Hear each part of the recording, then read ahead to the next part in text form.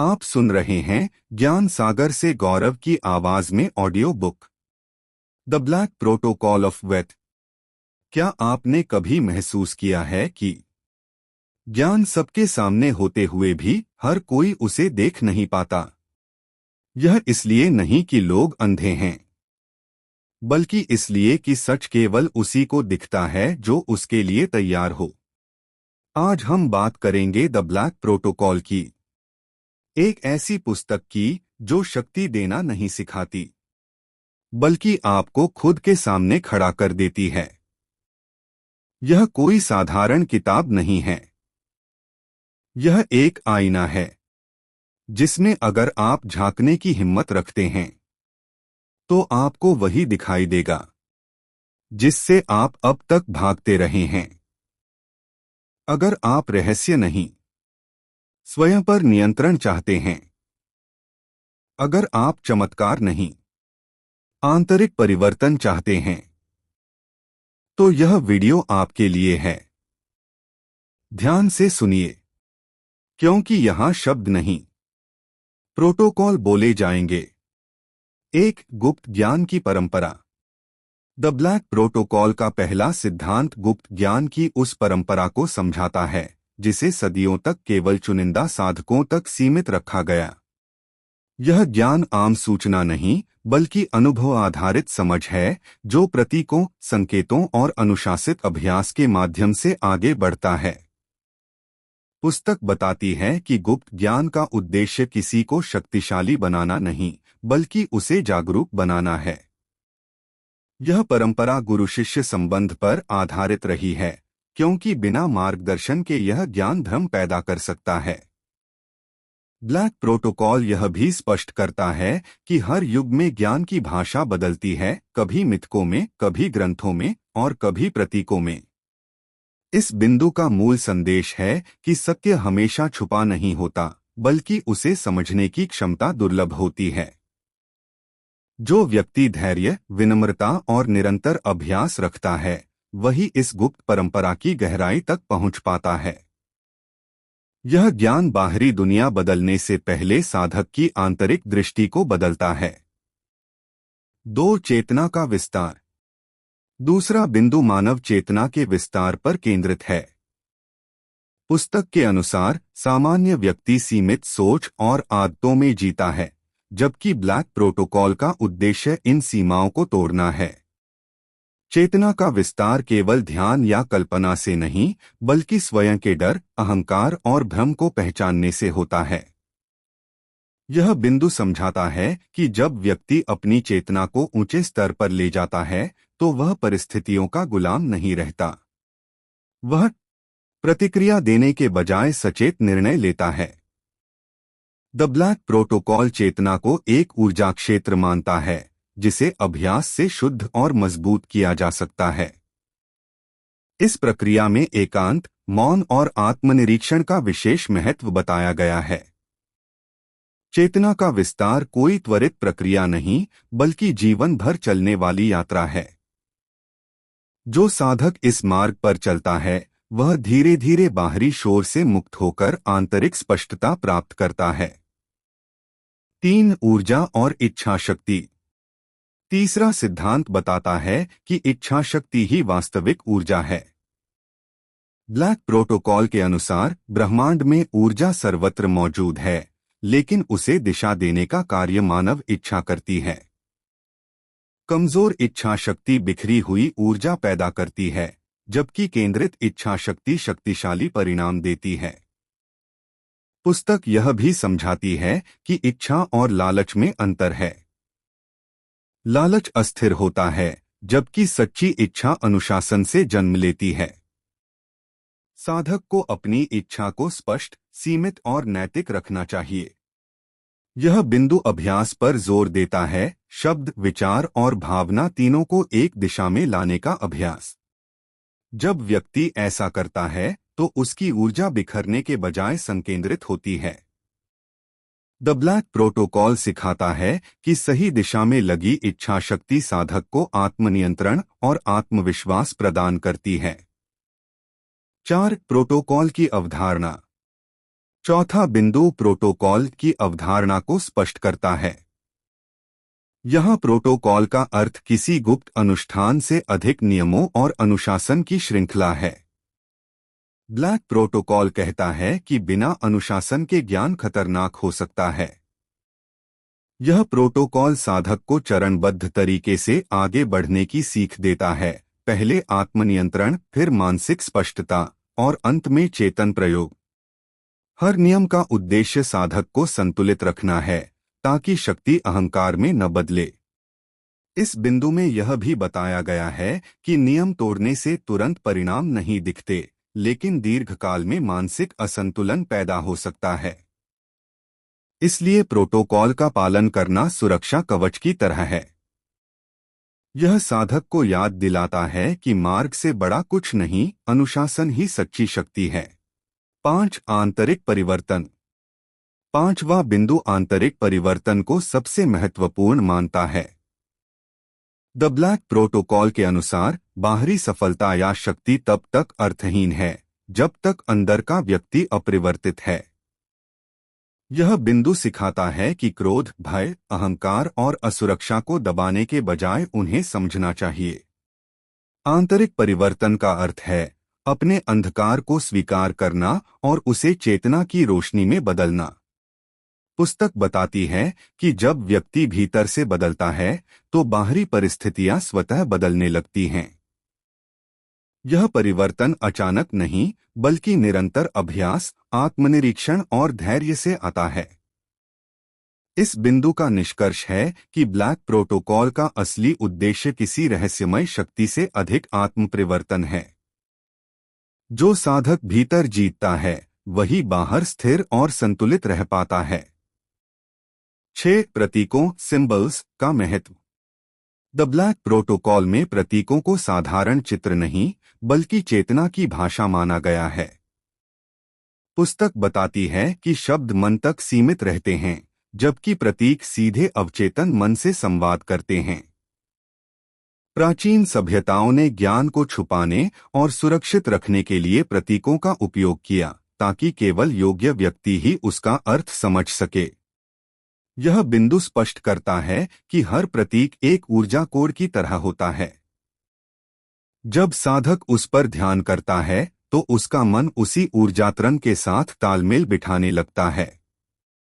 Black protocol यह भी चेतावनी देता है कि बिना समझे प्रतीकों का प्रयोग भ्रम या मानसिक असंतुलन पैदा कर सकता है।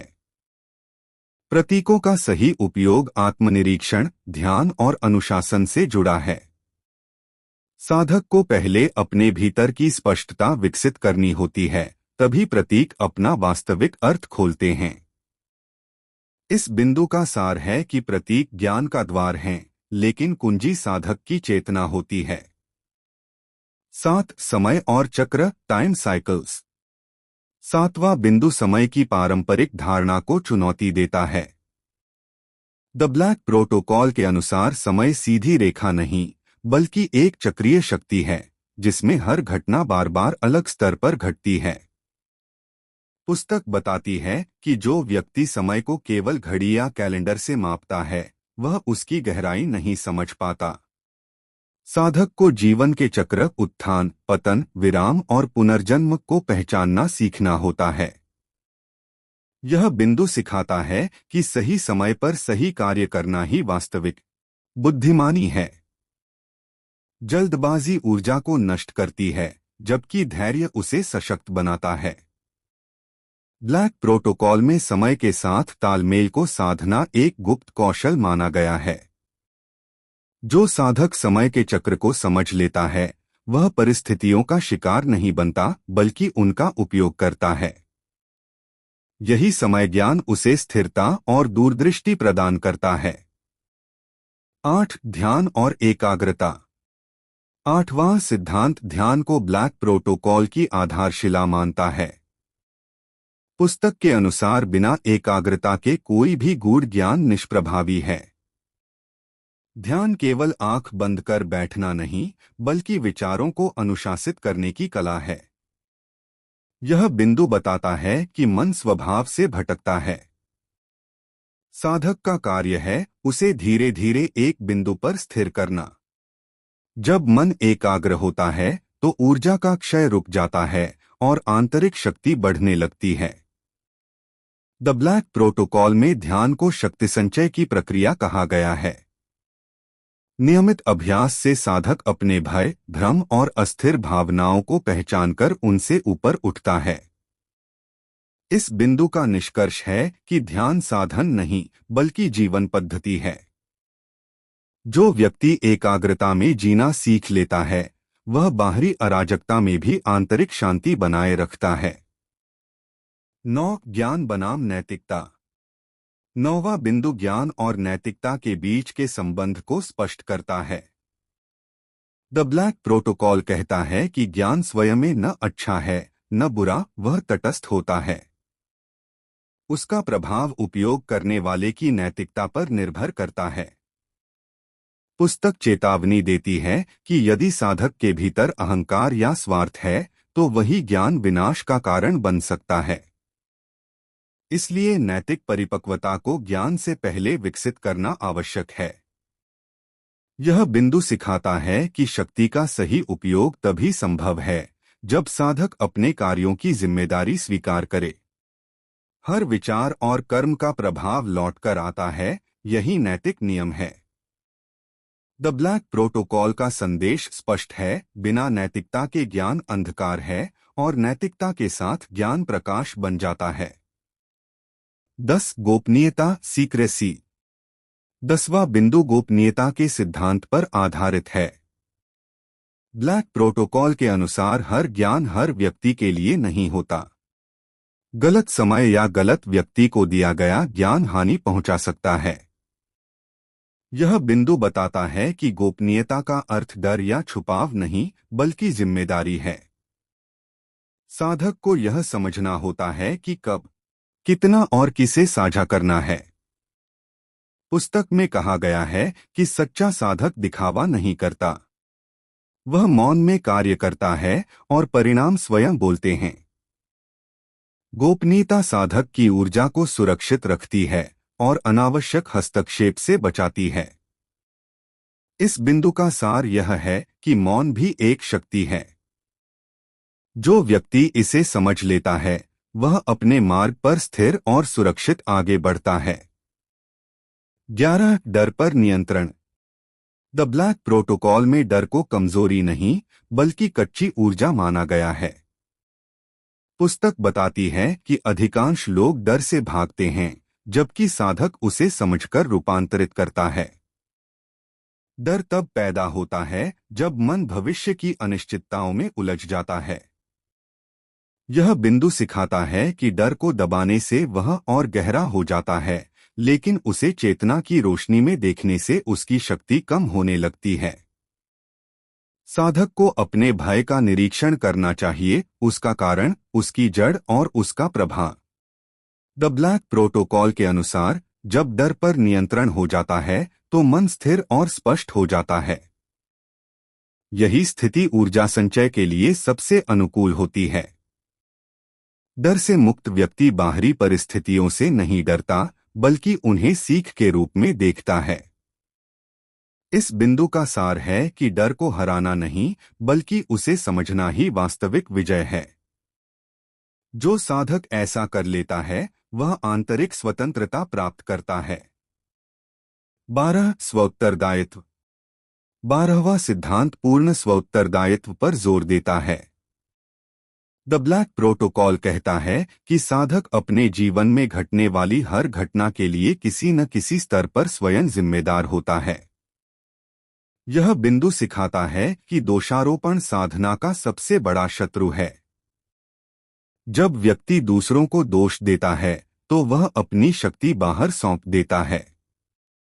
स्वउत्तरदायित्व का अर्थ है अपने विचारों, निर्णयों और कर्मों की जिम्मेदारी लेना। पुस्तक बताती है कि जैसे जैसे साधक यह स्वीकार करता है वैसे वैसे उसके भीतर नियंत्रण और आत्मविश्वास बढ़ता है। वह परिस्थितियों का शिकार नहीं बल्कि उनका निर्माता बनता है। इस बिंदु का निष्कर्ष है कि सच्ची शक्ति बाहरी नियंत्रण में नहीं बल्कि आंतरिक जिम्मेदारी में छिपी है। 13 अनुशासन का मार्ग। 13वां बिंदु अनुशासन को ब्लैक प्रोटोकॉल की रीढ़ बताता है। बिना अनुशासन के ध्यान, ज्ञान और ऊर्जा सब अस्थिर हो जाते हैं। यह सिद्धांत सिखाता है कि अनुशासन कठोरता नहीं बल्कि निरंतरता है। रोज छोटे छोटे अभ्यास, सीमित दिनचर्या और स्पष्ट नियम साधक को मजबूत बनाते हैं। द ब्लैक प्रोटोकॉल चेतावनी देता है कि शक्ति के साथ अनुशासन न हो तो अहंकार जन्म लेता है। अनुशासन साधक को जमीन से जोड़े रखता है और संतुलन बनाए रखता है। इस बिंदु का सार है कि जो व्यक्ति स्वयं पर नियंत्रण रखता है वही किसी भी शक्ति को संभालने योग्य होता है। 14 आत्मज्ञान की अंतिम अवस्था। 14वां बिंदु आत्मज्ञान को साधना का अंतिम लक्ष्य बताता है। द ब्लैक प्रोटोकॉल के अनुसार बाहरी अनुष्ठान, प्रतीक और नियम केवल साधन हैं, मंजिल नहीं। यह बिंदु सिखाता है कि जब साधक स्वयं को जान लेता है तब उसे किसी बाहरी प्रमाण की आवश्यकता नहीं रहती। वह अपने भीतर स्थिर, स्पष्ट और मुक्त होता है। पुस्तक बताती है कि आत्मज्ञान अहंकार का अंत और चेतना का विस्तार है। यहाँ साधक मैं और वह के भेद से ऊपर उठ जाता है। इस बिंदु का निष्कर्ष है कि सच्चा ज्ञान भीतर से प्रकट होता है, बाहर से नहीं। 15 संतुलन का सिद्धांत। अंतिम बिंदु संतुलन के सिद्धांत पर आधारित है। द ब्लैक प्रोटोकॉल कहता है कि प्रकाश और अंधकार दोनों ही अस्तित्व के भाग हैं। किसी एक को नकारना असंतुलन पैदा करता है। यह बिंदु सिखाता है कि साधक को अपने भीतर के उजाले और अंधेरे दोनों को स्वीकार करना चाहिए। संतुलन से ही स्थिरता आती है। पुस्तक बताती है कि अत्यधिक कठोरता या अत्यधिक ढील दोनों ही मार्ग से भटका सकती हैं। संतुलन साधक को शांत, विवेकशील और स्थिर बनाता है। इस बिंदु का सार है कि जब जीवन में संतुलन आ जाता है तब साधक किसी भी परिस्थिति में डगमगाता नहीं। द ब्लैक प्रोटोकॉल का अंतिम सत्य यही है। शक्ति बाहर नहीं होती, शक्ति उस व्यक्ति में होती है जो स्वयं को जान लेता है।